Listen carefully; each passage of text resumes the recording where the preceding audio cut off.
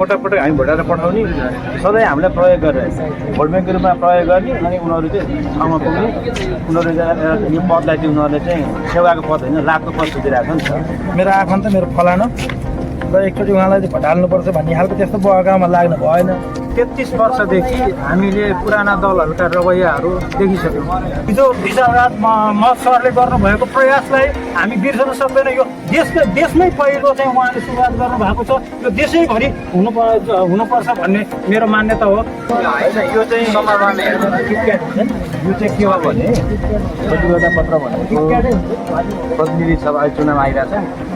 चुनावमा जो मानिसहरू जो प्रतिनिधि भएर आउँछ नि उठेर विभिन्न दलबाट आउँछन् स्वतन्त्र आउँछन् उनीहरूलाई चाहिँ हामीले यो प्रतिबद्धता पत्र देखाएर साइन गराउने भनेको यो कुरो चाहिँ के हो भने हामीले पटक पटक प्रतिनिधि सभा निर्वाचनमा भोट हालेर पठायौँ जिताएर पठायौँ तर उहाँले दिएको घोषणा पत्र अनुसार काम भयो त एउटा काम भएको छैन।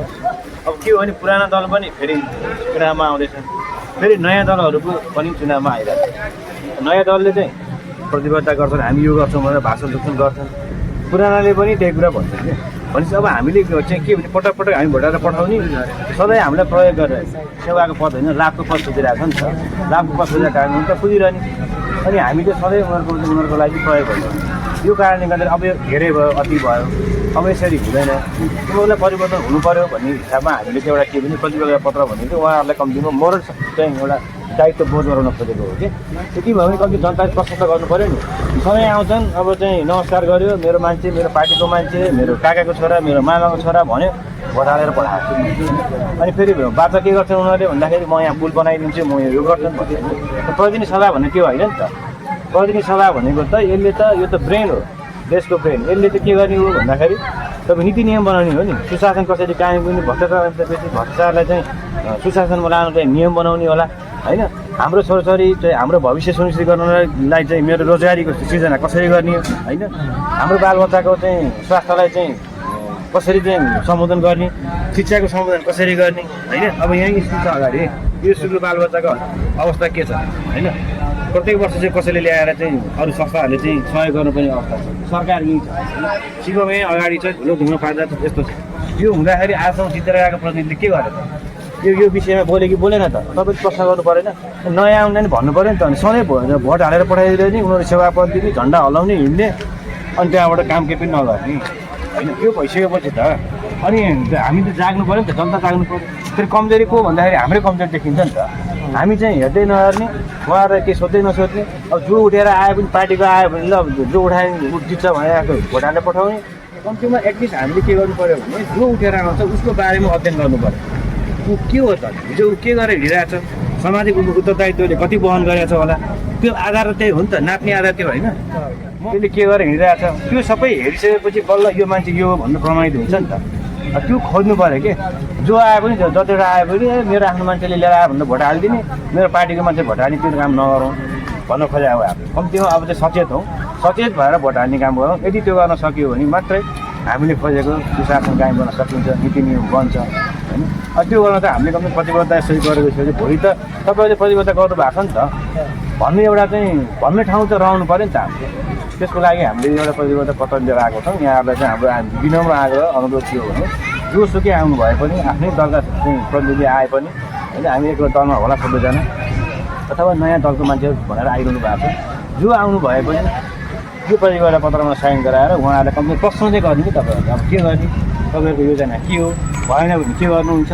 अब तपाईँ गर्न सक्नु राजीनामा दिनुहुन्छ त सक्नुहुन्छ ल भनी अब यहाँ साइन गर्ने भनेर तपाईँले यति मात्र भनिदिनु गर्नु अब के अब जानेर के हुन्छ नि ल है। अब जनता जागिसकेका छन् अब चाहिँ हामीले हिजो जस्तो तरिकाले हिँडेर हुन्न एटलिस्ट अब चाहिँ गर्नुपर्छ भने केही न केही त सुधारको पहल त होला नि त भन्ने त्यो हाम्रो सकारात्मक पहलको लागि हाम्रो अभियान हो। हामी अब घुम्दैछौँ गर्दैछौँ यहाँहरूसँग यसरी भेटघाट गर्दै नयाँ पुस्ताका जेन्जी भाइहरूलाई पनि सम्झाउँदै गर्दै होइन अब यो गर्दैछौँ। अब यहाँले त्यो प्रश्न चाहिँ गरिदिनु भयो भने हाम्रो यो जुन प्रतिबद्धता पत्र ल्याएर हामीले दुःख गरेका छौँ त्यसले सार्थकता पाउँछ। त्यति चाहिँ तपाईँले गरिदिनै पर्छ। गरेर अझ तपाईँहरूसँग या प्रश्न गरेको कुरो पनि सामूहिक सञ्चालनमा पनि हाल्ने भोलिसम्म इतिहास रहन्छ नि त्यो कुरो त। हिजो खोजेर हाल्न पाइयो नि त हिजो खोजेर चार्ज के भयो भनेर भन्न पाइयो नि। त्यो कारणले गर्दा त्यो मैले यहाँ आएर त्यति आग्रह गरेँ। ल मैले नागरिकलाई सचेत गराउने कुरामा दाइहरूको इन्टरेक्टिभलाई धेरै धेरै अघिको भिडियो छ शुभकामना दाइ। हाम्रो बहिनीले खिचेर देखाइदिनु। यो आवश्यक पनि थियो। हिजोका यो पुरानो परिपाटी अहिलेसम्म पनि अविलम्ब त्यही नै पुरानो भनाउँदा जुनसुकै उम्मेदवार आउने पुराना घोषणापत्र त्यही प्रिन्ट हाउसमा गइसकेपछि त्यही पुरानो घोषणापत्र त्यही प्रिन्ट गरेर पठाउने हो उम्मेदवारलाई पनि। पृष्ठभूमि के हो थाहा हुँदैन। त्यो दाइले भने जस्तो मेरो आफन्त मेरो फलानो र एकचोटि उहाँलाई चाहिँ भटाल्नुपर्छ भन्ने खालको त्यस्तो बहकामा लाग्नु भएन। अब ल अन्तिममा चाहिँ अब एकदम यो ठिक छ दाइ। मैले फेसबुकमा त देखिरहेको थिएँ दाइको ठिक छ। आज त अब यो दाइको भौतिक रूपमै उपस्थित भइहाल्यो टिमको पनि।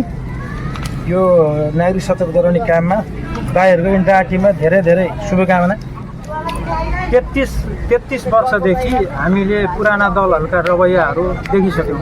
यो व्यथितिको चाङको चाहिँ श्रेय जस उहाँहरूलाई नै जाने हो।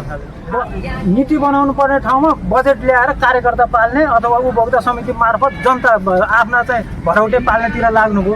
त्यसकारण यो समस्या आयो। उहाँहरूले प्रपर नीति बनाइदिइसकेको भए यो बिजुलीमा पनि समस्या आउँथेन। किनभने यो ट्रान्सफर्मर कहाँ हुनुपर्ने, यसको मापदण्ड के हो, कहाँ राख्नुपर्ने भइदिएको भए आज कसैको एकजनाको ज्यान जाने अवस्था आउँथेन।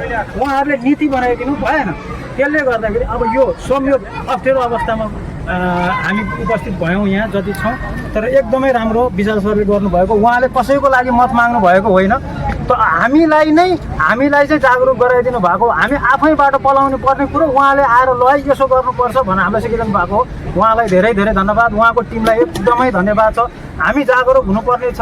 हिजो मेरो बुवाले कहाँ हाल्नुभयो, के गर्नुभयो, अथवा मैले हिजो कहाँ हालेँ भन्दा पनि हिजो हालेकोमा पश्चाताप गर्दै माफी माग्दै अब के गर्नु पर्यो भने अब चाहिँ गल्ती नहुने गरी सही मान्छेलाई हामीले चुन्नु पर्यो ताकि यो क्षेत्र यो देश फेरि चाहिँ यो व्यथितितर्फ अगाडि नबढोस् भन्ने तपाईँहरूलाई धेरै धेरै शुभकामना छ। यस कार्यक्रमको लागि तपाईँहरूलाई धेरै धेरै हृदयदेखि नै हार्दिक शुभकामना दिन चाहन्छु। यो पहिलोपटक सायद पहिलोपटकै होला। यो मकवानपुरको पनि विशालराज महत सरले गर्नुभएको प्रयासलाई हामी बिर्सन सक्दैनौँ। यो देशमै पहिलो चाहिँ उहाँले सुरुवात गर्नुभएको छ।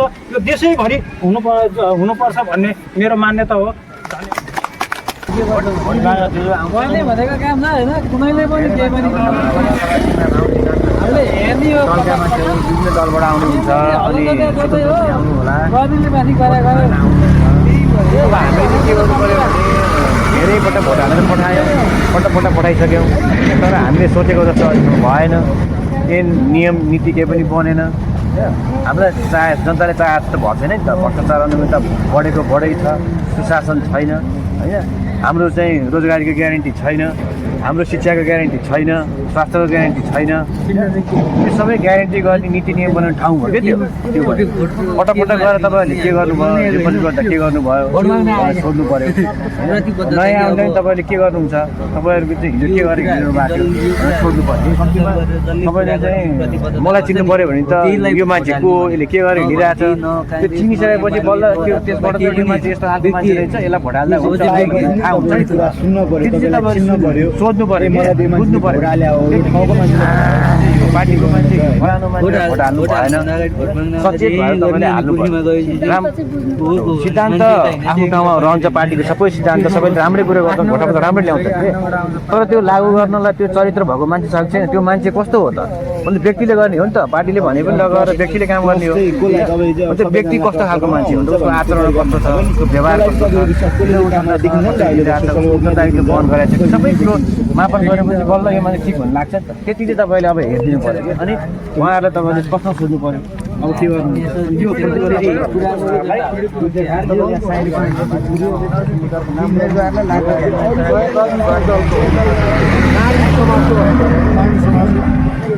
तपाईँहरूलाई अब कुनै सामाजिक केही समस्याहरू पऱ्यो भने हामी त हामी खबरदारी गर्ने संस्था हो।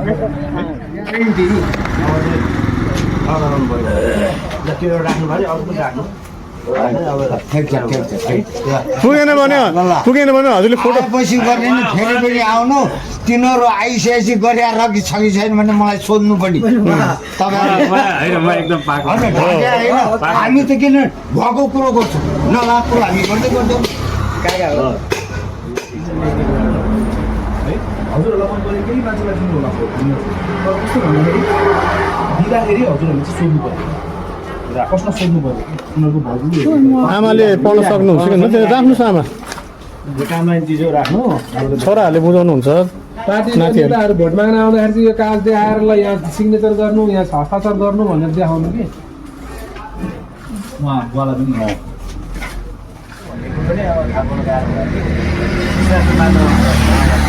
त्यो भइसक्यो कम्तीमा एटलिस्ट हामीले यति गरिसकेको कि अब जानेको थियो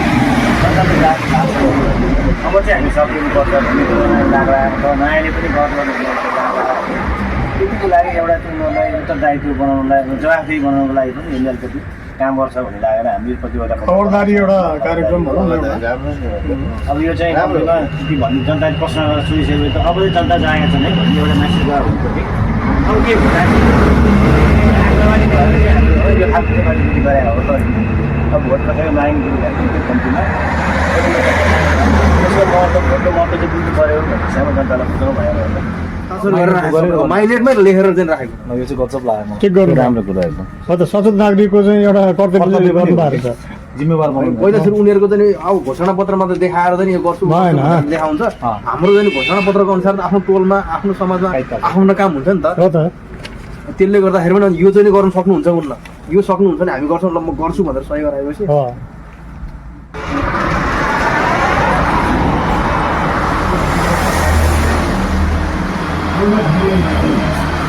यो चाहिँ